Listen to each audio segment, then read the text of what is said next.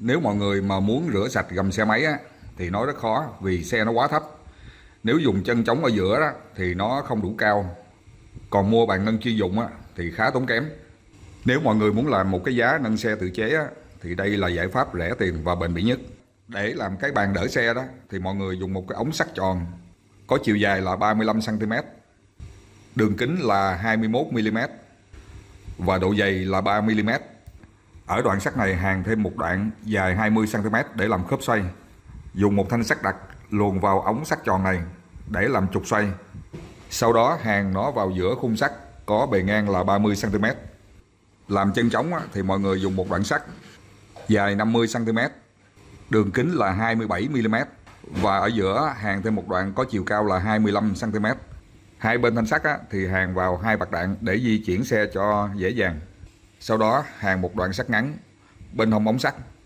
Cái đoạn sắt này dùng để khóa cái chống xe, làm cho xe nó không có bị trôi đi. Dùng một đoạn sắt dài 1 mét, có đường kính ống là 27 mm. Phía bên trên bẻ một góc 45 độ để làm đòn bẩy. Và cuối cùng là mọi người hàn cái đòn bẩy này vào cái chân trống. Làm giá đỡ cho xe số thì mọi người dùng sắt tròn có đường kính là 21 mm, chiều dài đoạn sắt là 80 cm. Ở giữa hàn thêm một đoạn cao 20 cm và bên dưới hàn một đoạn dài 20 cm.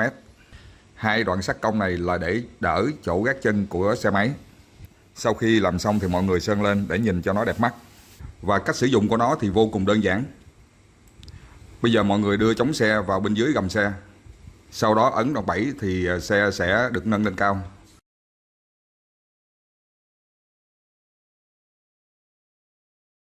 Thanh sắt tròn màu đỏ ở giữa là trục xoay nên nó có thể quay tự do.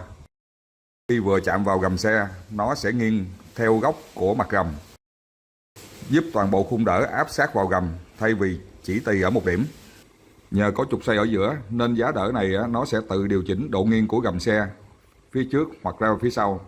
Xỏ thanh sắt màu vàng này qua cái lỗ khóa là để cố định cơ cấu nâng, giúp tay đòn không bị bật ngược trở lại và giữ cho giá đỡ đứng chắc chắn và hạn chế xe bị hạ xuống bất ngờ. Khi xe đã được nâng lên và khóa một cách an toàn, khoảng trống dưới gầm đủ lớn để mọi người có thể vệ sinh vị trí khó tiếp cận nhất.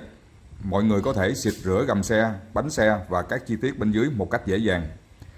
Đồng thời giá nâng vẫn cho phép di chuyển xe nhẹ nhàng, rất thuận tiện khi rửa hoặc bảo dưỡng.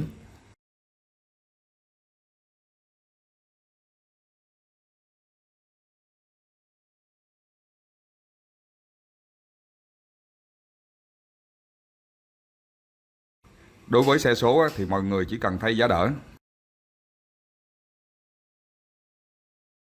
Nhờ có trục xoay ở giữa đó nên xe có thể xoay chuyển sang trái hoặc sang phải ngay tại chỗ mà không cần ngã xuống.